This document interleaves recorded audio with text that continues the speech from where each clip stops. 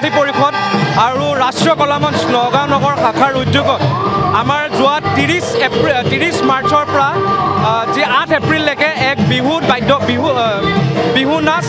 আৰু ঢোল বাদনৰ এক কৰ্মশালা অনুষ্ঠিত হৈছে আৰু আজিৰ তাৰ অন্তত আজি 12 তাৰিখে উৰুকাৰ নিশাই আমাৰ এক